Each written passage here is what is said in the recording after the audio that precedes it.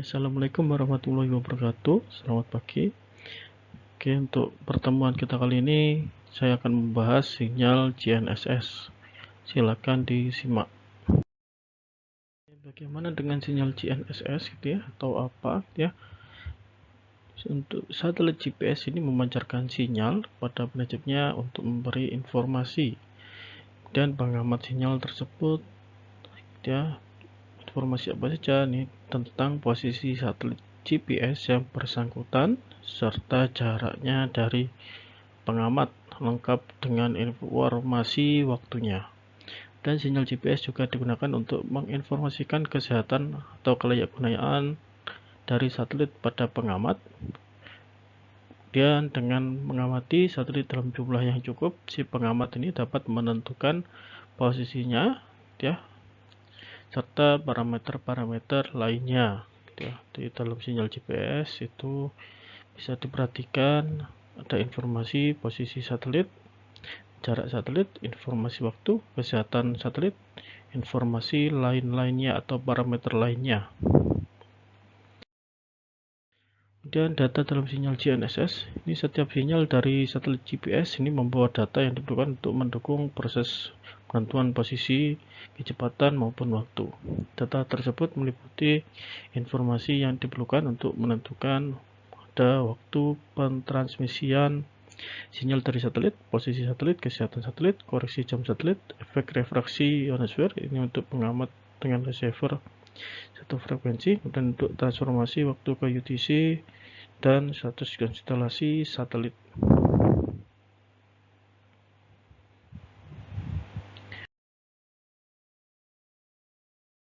Dan komponen sinyal GNSS ini ada penginformasi jarak, kode gitu ya. Ini berupa kode PY atau P ini precise gitu ya, precise or private gitu ya, dan ada kode CE atau coarse acquisition or clear access. Dan penginformasi posisi satelit atau navigation message ini terdiri dari parameter orbital satelit yang digunakan untuk menentukan koordinat satelit XYZ, bisa disebut broadcast ephemeris. Dan gelombang pembawa atau carrier wave L1 dan L2 ini membawa kode dan navigasi message, navigation message dari satelit ke pengguna yang disebut dengan L1 dan L2.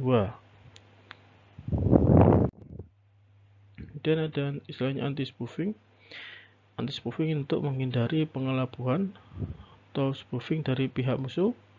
Dan ini awalnya ada pihak DoD Amerika Serikat menerapkan kebijakan anti-spoofing atau AS. Dan dalam hal ini kode P ini di-encrypt atau encrypted dengan jalan mengkombinasikannya dengan kode W yang rahasia gitu ya, sehingga menjadi kode Y.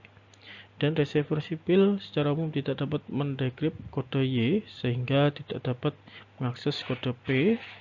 Hanya receiver dari pihak militer USA dan user yang diizinkan saja ya, yang punya kemampuan untuk mendekripsikan kode Y menjadi kode P. Kemudian spoofing ini secara resmi diaktifkan pada 31 Januari 1994 ya, jam 00 UTC sampai sekarang. Ini untuk satelit Block 2.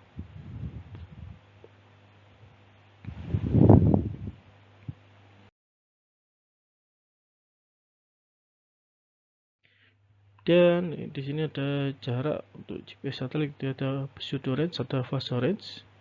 Untuk pseudo range berdasarkan pada waktu perjalanan gitu ya dari sinyal, dan diturunkan menggunakan pengukuran kode gitu ya. Dan ada fase range sini berdasarkan pada fase dari sinyal, dan diturunkan menggunakan fase karir pengukuran atau pengukuran ke fase karir atau fase pembawa. Dan ada penginformasi jarak atau kode PRN, pseudo random noise code gitu ya, yang merupakan rangkaian kombinasi tertentu dari bilangan 0 dan 1 ya. Ini dan ada kode state yang bersangkutan adalah min 1 dan plus 1.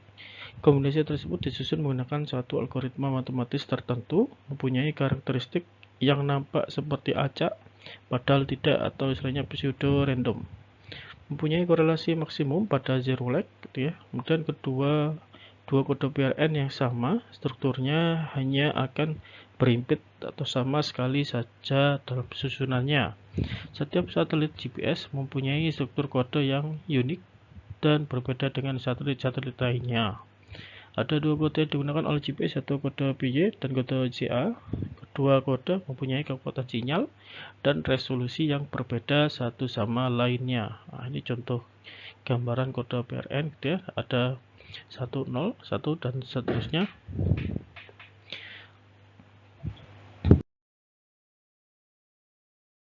Kemudian ada jenis layanan GPS. Terdiri dari dua layanan, yaitu SPS dan PPS.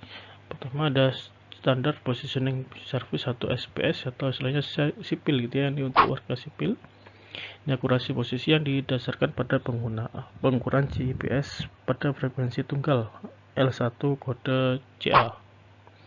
Dan CA sudah dijelaskan ya, Coarse Acquisition. Ini merupakan kode rangkaian GPS 1,023 MHz gitu ya, dari modulasi pseudo random 2 fase pada frekuensi L1.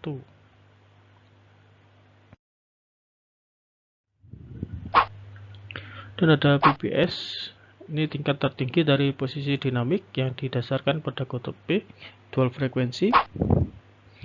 Kode P ini adalah modulasi pseudo random yang sangat panjang pada pembawa GPS yang tidak berulang selama 267 hari.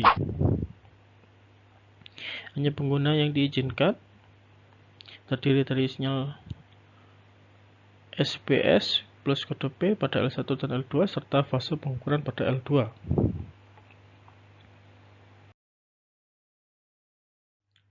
Kemudian di sini ada berbagai macam sinyal GPS gitu ya. Ini masing-masing satelit mengirimkan sinyal gitu ya, yang unik gitu ya, berbeda secara berkelanjutan. Kemudian di sini ada sinyal stasiun radio, itu terdiri dari dua bagian ya, ada pembawa, ada modulation gitu ya. Kemudian setiap satelit gitu ya memancarkan dual frekuensi gitu ya, atau bisa lebih dari dua. Dan ini jenis-jenis frekuensi pada GNSS, ada L1, L2, L3 hingga L5. Dia misalkan L1 campuran pesan navigasi kode CA dan kode PY, kemudian L2 ada kode PY ditambah kode baru L2C, ada satelit blok 2R M gitu ya, dan satelit terbaru. Dan ada L3 digunakan oleh program pendukung militer untuk mendeteksi sinyal peluncuran misil, ledakan nuklir, dan kejadian energi infrared lainnya. Ada L4 sedang dilakukan studi untuk tambahan koreksi ionosfer, dan L5 itu ditujukan untuk kegunaan sinyal civilian safety of life gitu ya. Frekuensi ini digunakan dalam jarak proyeksi internasional untuk navigasi penerbangan, menjanjikan sedikit atau tanpa campur tangan di bawah semua keadaan. Dan satelit blok 2F pertama menyediakan sinyal ini pada tahun 2008. Dan ini ada penentuan jarak pseudo range dengan kode. Prinsip pengukuran jarak itu receiver GPS membandingkan kode yang diterima dari satelit dengan replika kode yang diinformasikan di dalam receiver. Dan waktu yang diperlukan untuk mengimpitkan kedua kode tersebut adalah waktu yang diperlukan oleh kode tersebut untuk menempuh jarak dari satelit ke pengamat. Nah, ini gambarannya, dan satelit sama receiver.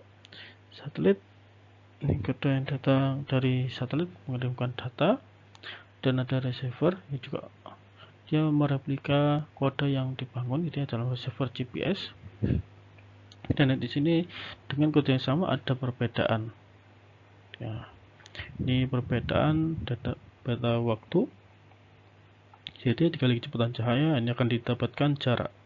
Dan karena jam receiver tidak sinkron dengan jam satelit, maka jarak di atas masih terkontaminasi oleh kesalahan waktu, sehingga jarak tersebut dinamakan pseudo range. Dan presisi jarak sekitar 1% dari kode lebar kode gitu ya, atau panjang gelombang kode gitu ya. Untuk kode P dengan 0,3 meter, dan untuk kode CA gitu ya dengan 3 meter.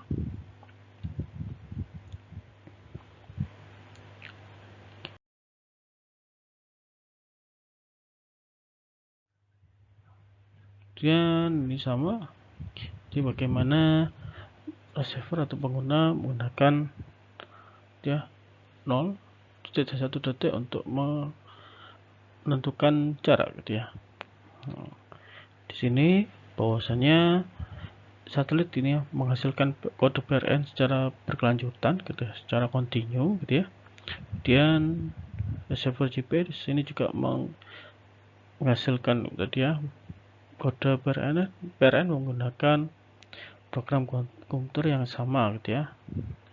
Dan receiver GPS membandingkan gitu ya kode dari satelit dan kode yang dihasilkan sendiri ini ya, oleh GPS receiver ini ya, untuk menentukan perbedaan waktu. Nah, kemudian ini contoh gambaran lainnya gitu ya. Ini berdasarkan informasinya di atas ini Anda bisa membedakan dan bisa menghitung jarak di antara dua satelit dan pengguna. Nah, di sini contohnya ada receiver menghasilkan sebuah kode dan satelit juga membuat sebuah kode gitu ya. Dan ini waktunya gitu ya. Misalkan receiver pada waktu 4 PM gitu ya. Kemudian kalau satelit sama-sama 4 PM, tetapi setelah 4 PM gitu ya, dia hasilnya pada 7/100 ya, satuan detik gitu ya. Sehingga ada perbedaan waktu di sini G dengan G gitu ya. Nah, ini bisa ditentukan jaraknya. Dan kode P dan kode CA ya, kode P mempunyai frekuensi atau chipping rate yang lebih tinggi.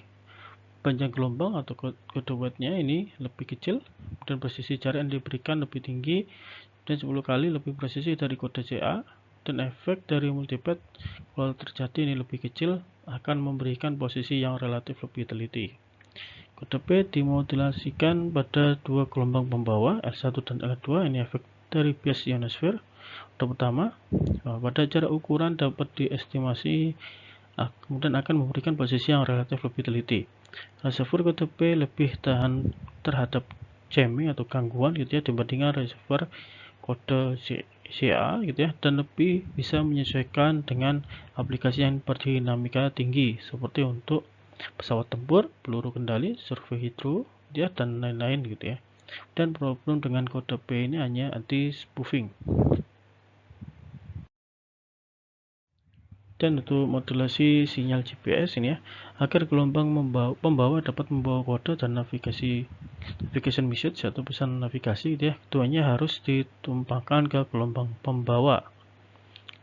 Dan dengan kata lain, gelombang pembawa dimodulasi oleh kode dan navigation message.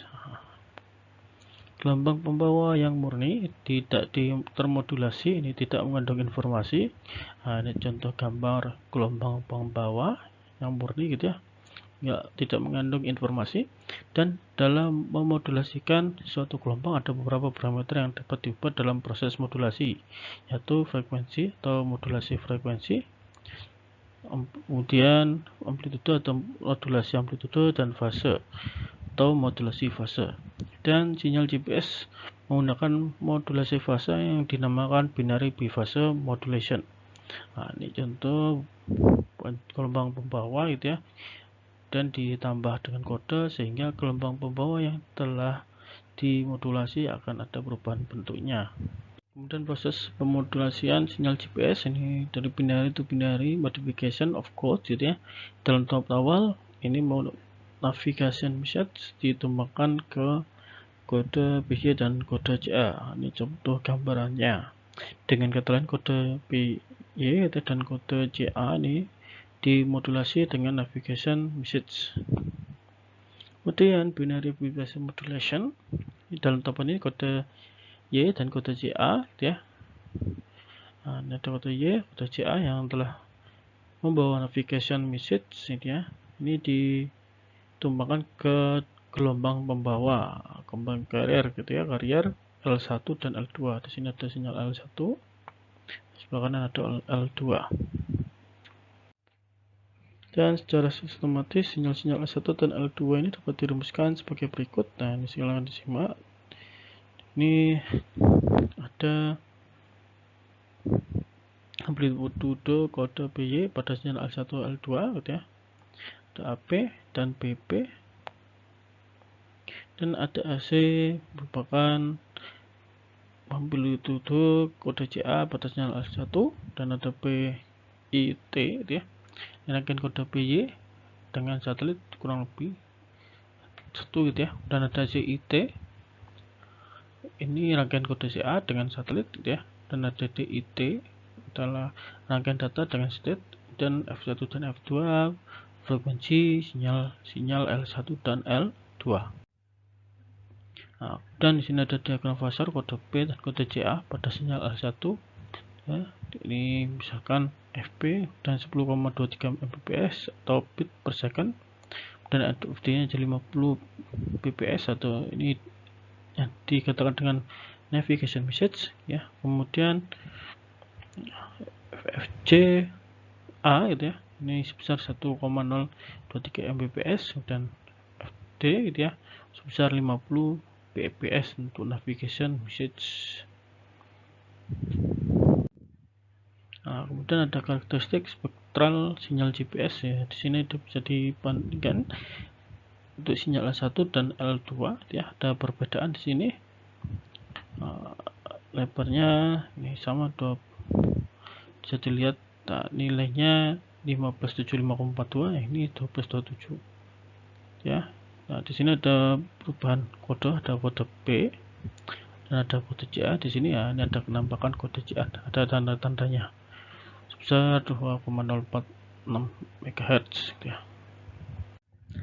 Dan pengukuran fase gelombang pembawa, kemudian yang dapat diamati ada diukur fraksi dari satu gelombang pembawa 0 sampai 360 derajat untuk zero crossing dari min ke plus ya, atau dari plus ke I. Dengan kata lain, yang dapat diamati adalah jumlah gelombang penuh yang terhitung sejak awal pengamatan dimulai.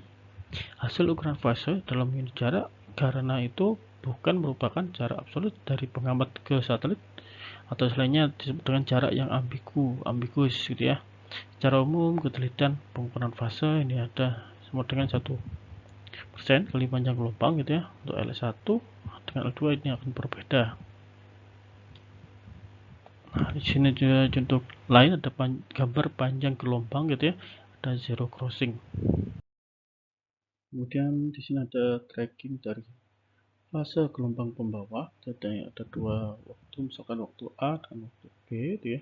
Ada perbedaan di cycle. Ini misalkan dari input receiver sama reference receiver gitu ya. Dia ada yang menghasilkan gelombang gitu ya. Dan di sini ada datanya gitu ya. Kemudian waktu A dan B ini ada perbedaan gitu ya. Nah, ini ada perubahan ya, 7 cycle misalnya, atau 7 cycle, sehingga waktu A dengan waktu B ini berbeda, ada jedahnya atau 7 cycle. Ini jika tidak terjadi nih ya, terjadi cycle slip. Nah, seperti ini bentuknya. Kemudian penentuan jarak dengan fase ya. Ini jarak ukuran dari pengamat ke satelit pada epoch T atau waktu T ya, dihitung berdasarkan rumus jarak sama dengan panjang gelombang ya. Nah, ini ada hasil ukuran fase total ya, pada epoch T tambah N ya, atau ya cycle ambiguity ya. N itu jumlah gelombang penuh gitu ya. N yang tidak teramati atau tidak diketahui disebut juga dengan cycle ambiguity atau ambiguitas siklus gitu ya. Nah, di sini ada gambaran ya. Ini ada hasil ukuran fase total dan tambah N gitu ya. N ini tadi, dan ini didapatkan jarak setelah dikali panjang gelombang. Dan untuk berubah data fase menjadi data jarak, cycle ambiguity n ini harus ditentukan terlebih dahulu nilainya. Dan kalau nilai bilangan plot n bisa ditentukan secara benar, jarak fase akan menjadi ukuran jarak yang sangat teliti. Kodenya yaitu milimeter, kemudian dapat digunakan untuk penentuan posisi secara teliti, kode milimeter hingga sentimeter, dan penentuan n ini bukanlah suatu pekerjaan yang mudah. Oke, selanjutnya ada interpretasi geometri dari jarak fase dan ambiguitas fase. Nah, di sini ada gambaran bahwasanya pada suatu pengukuran itu satu GPS Genesis Receiver ya, melakukan pengamatan. Nah, pada waktu alatnya dinyalakan ya, dia akan langsung menerima sinyal pada waktu T0 gitu ya, pertama kali. Jadi ini pada T keberapa, kalau kemarin kan ada contohnya setiap 10 detik dan berapa belas detik itu bisa diatur di setting gitu ya.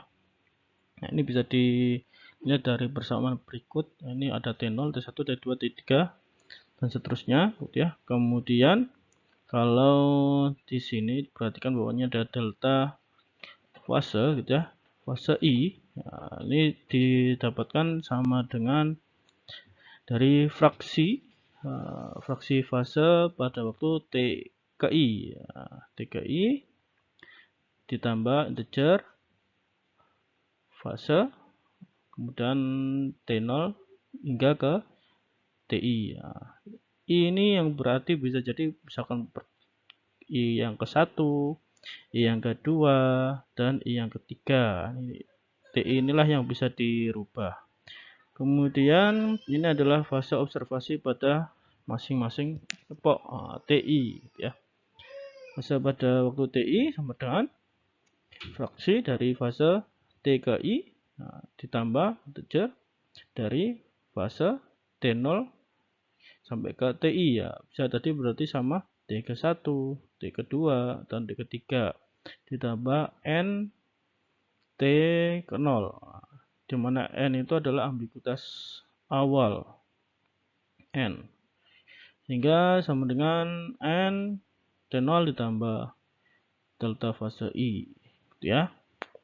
Nah, nilai integer ambiguitas awal N ini berbeda-beda untuk setiap satelit. Nah, N di sini pada waktu T ke berapa itu juga akan berbeda tentunya. Itu ya. Untuk setiap satelit selama pengamatan sinyal tidak terputus gitu ya, maka nilai N-nya akan tetap sama untuk setiap waktu pengamatan. Jadi pada waktu menyalakan alat sudah menerima sinyal, menerima data, maka N-nya akan tetap sama selama dia tidak terjadi gangguan atau misalkan terjadi cycle slip. Misalkan terhalang pohon pada waktu di satelitnya berjalan, kemudian ketutup pohon sehingga nggak bisa menerima atau tidak bisa mengirimkan sinyal atau mengirimkan data, maka dia akan terjadi namanya cycle slip. Maka jika sudah terjadi cycle slip, maka N-nya akan berubah lagi gitu ya. Kemudian untuk penentuan dengan pseudo range dan fase range gitu ya, jika dibandingkan fase range atau jarak fase gitu ya. Nah, ini bisa dilihat dari NASA noise-nya 1% dari lambda gitu ya, dengan PY code sekitar 0,3 meter, CA code nilainya 3 meter, dan untuk fase range L1 nya 1,9 mm, L2 nya 2,4 mm. Untuk ambiguity-nya untuk pseudo range tidak ada. Untuk fase range atau jarak fase dia terdapat cycle ambiguity gitu ya.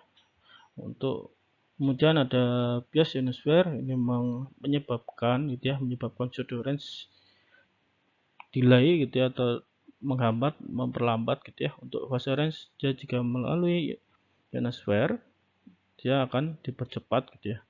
Kemudian di sini ada multipath, ada gangguan gitu ya. Untuk pseudo range satu kode lebarnya maksimum untuk PY kode PY adalah 30 meter, CE kode ada 300 meter. Nah, untuk yang fase range 0,256 da atau maksimumnya, L1-nya 4,8 cm, kemudian L2-nya 6,1 cm.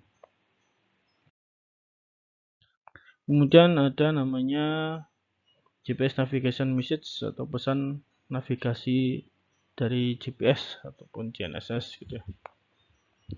Ya, di lain atau selain membawa atau mengandung gitu ya kode range kode gitu atau GPS sinyal ini juga membawa modul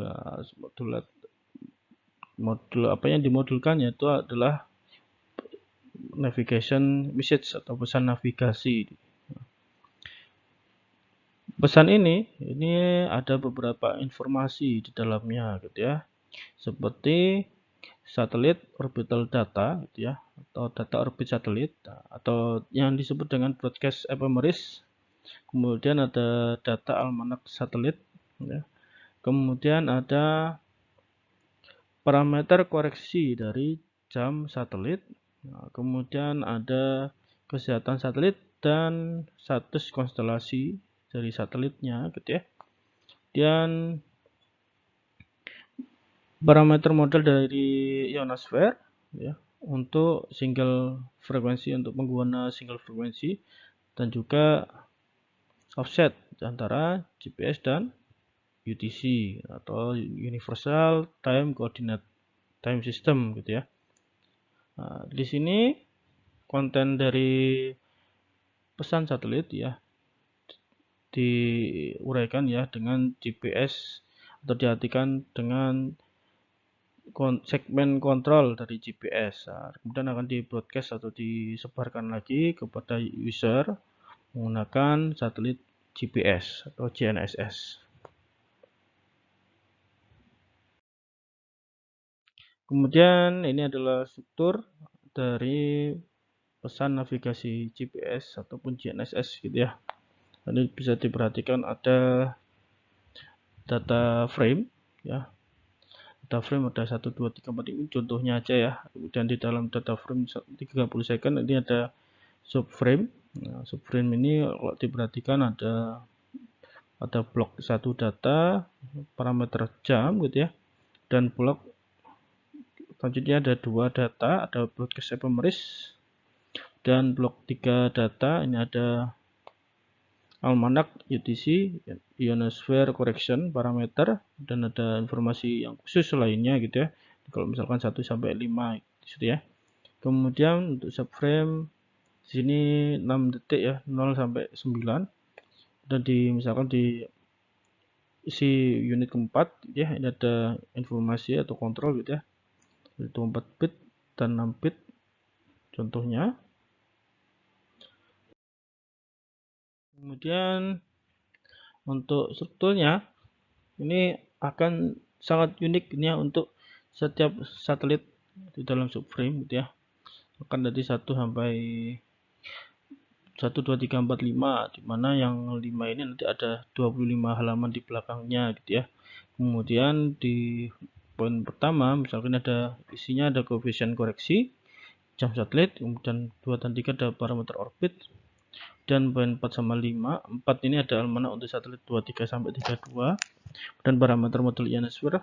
Nah, kemudian untuk GPS ini misalkan gambar bendera untuk Amerika, kesehatan satelit nomor 25 sampai 32. Kemudian nomor 5 ini adalah almanak untuk satelit 1 sampai 24, kemudian kesehatan satelit dari 1 sampai 24.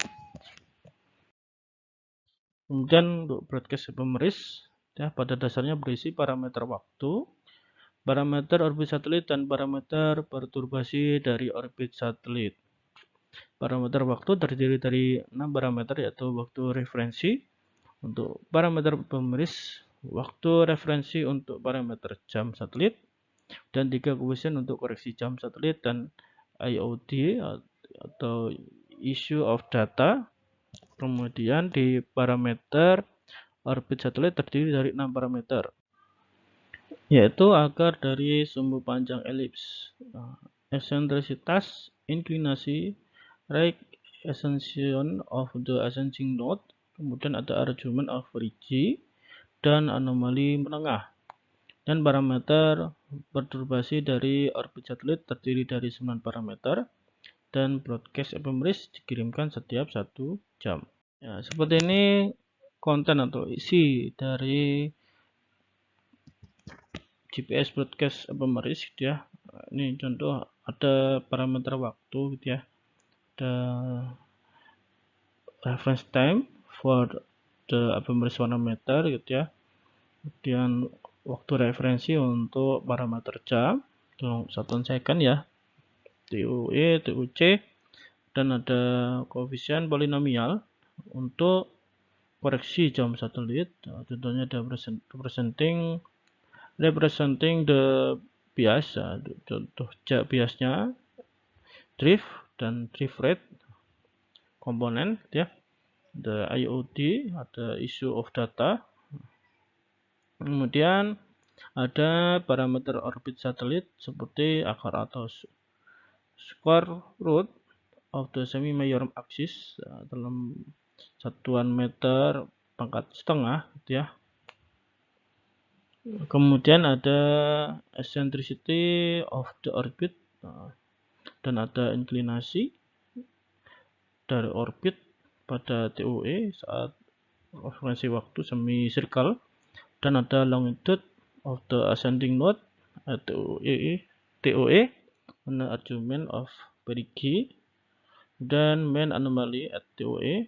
Kemudian ada orbital perturbation parameters.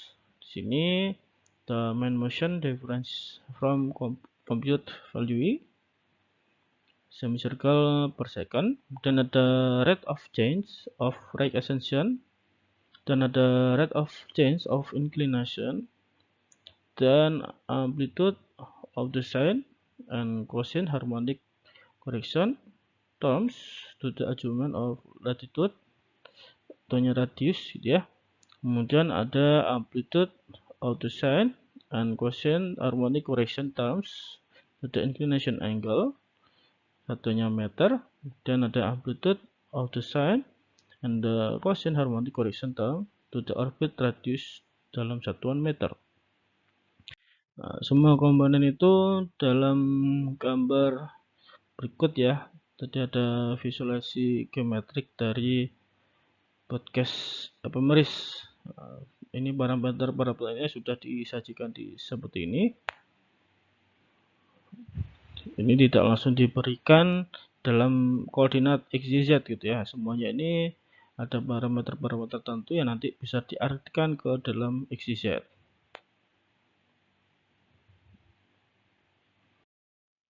Kemudian ini informasi yang lain, ini informasi orbit GPS yang lain gitu ya. Ini misalkan ada GPS orbit information, ada almanac sama broadcast ephemeris, ini keberadaan elemen, dan ada IGS ultra rapid ephemeris, ada IGS rapid ephemeris, dan IGS final precise ephemeris. Ini untuk position dan kecepatan satelit gitu ya. Terus di sini bisa diperhatikan bahwasanya ada akurasi, latency update, sampel interval ya. Mana ini ada yang sekitar 160 cm, 20 cm, kurang dari 5 cm, dan latensinya dari real time 3 jam, 17 jam hingga sekitar 13 hari. Kemudian update-nya 4 kali sekali gitu ya, atau sehari sekali atau mingguan. Kemudian ada sampel intervalnya dari harian 15 menit dan juga 15 menit masing-masing. Kemudian ini contoh dari broadcast ephemeris dari satelit GPS untuk GRN 5 dalam format Linux. Nah, ini satuannya, kalau navigation datanya seperti ini, ada informasi tertentu yang di dalam format Linux inilah yang nanti akan diartikan. Nah, kemudian algoritma penentuan koordinat satelit. Nah, ini bisa dilihat dari data broadcast ephemeris gitu ya. Di situ dalamnya ada nilai konstanta gravity gravitasi bumi, kecepatan rotasi bumi, kemudian nilai P standar untuk GPS nilai, sumbu panjang ellipsoid nilai gitu ya, mean motion nominal, hingga nilai bujur dari titik naik yang telah dikoreksi koordinat geosentrik dari satelit Earth fix gitu ya. Kemudian untuk data almanak GPS ini ada misalkan ada ID nomor PRN dari satelit, HAL ini kesehatan ya, status kesehatan satelit. Ada parameter waktu, week ini ada minggu GPS, TOE ada waktu referensi, parameter almanak dalam detik, coefficient, ada polinomial untuk koreksi kesalahan jam satelit dalam unit detik, detik per detik, dan detik per detik kuadrat.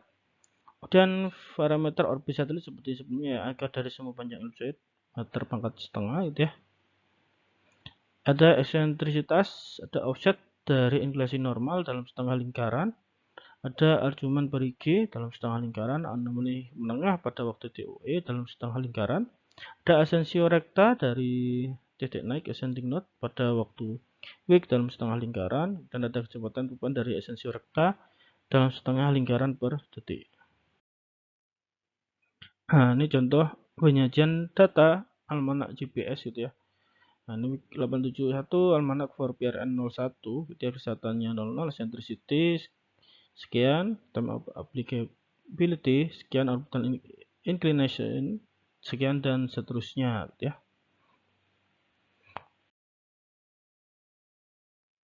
Kemudian spatial coverage of GPS signal beam gitu ya. Jadi ya, untuk sinyal satelit itu ya, itu ada coverage-nya ya, atau jangkauannya gitu ya. Nah, jadi tidak semua, misalkan di bawah sini ya, yang misalnya menjadi bayangan dari bumi gitu ya, tertutup bumi, ini dia tidak bisa mendapatkan sinyal satelit ya, sehingga kalau bisa diperhatikan itu cakupannya seperti ini ya. Seperti ini, GPS main beam limit, ada limit batasannya, dan ada L1 L2 sinyal ya. Kalau L1 21,3 derajat, L2 nya 23,4 derajat. Kalau di sini ada 13,9 derajat dari tengah bumi ya, dari tengah bumi.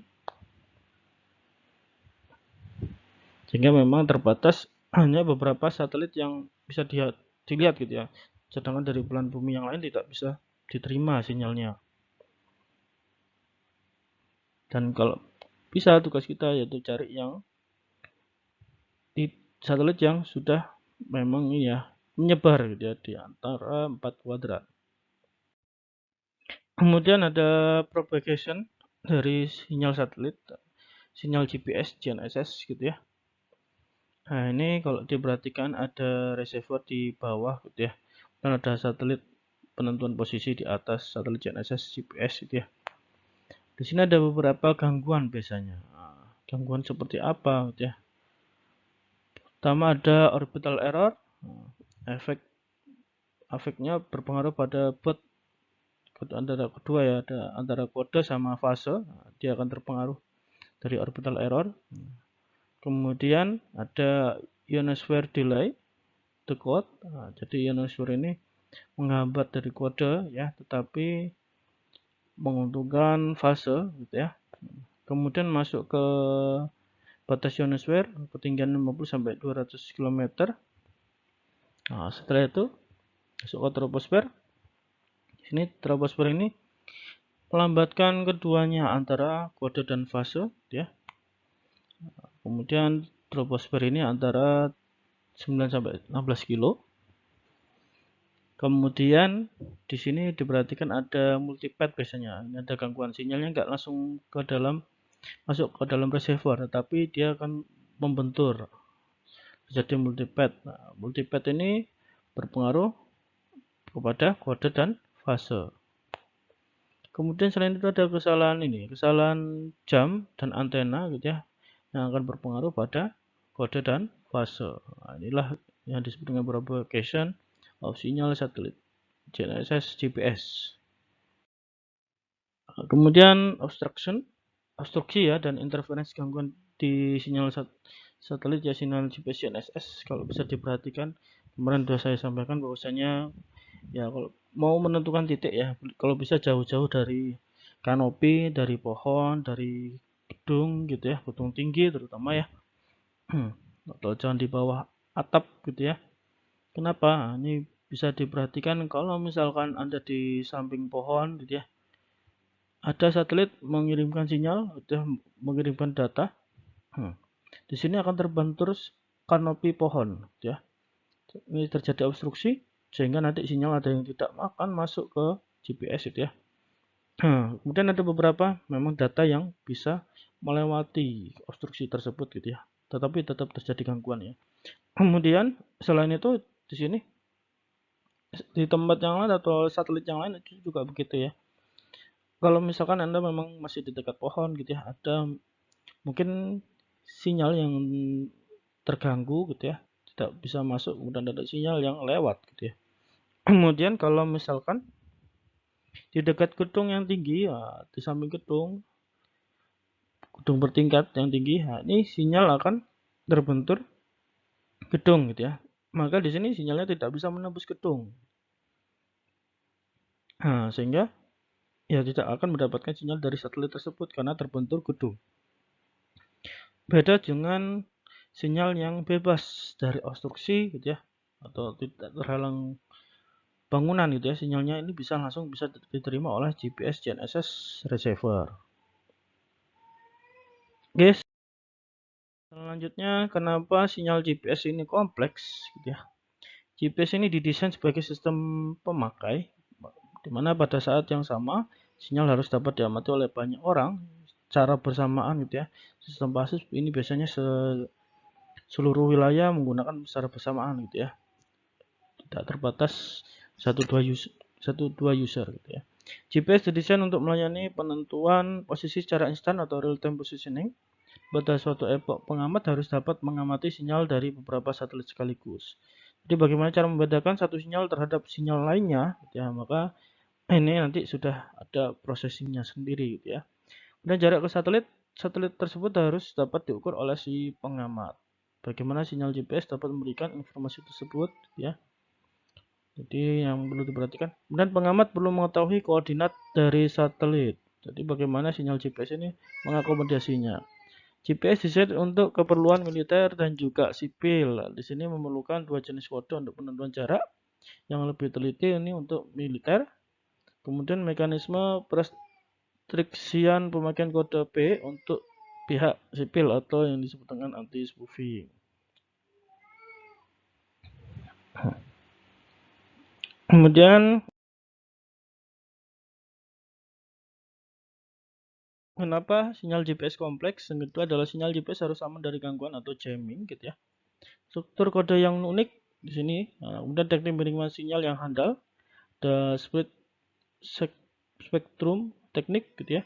Dan GPS juga didesain untuk penentuan posisi secara teliti.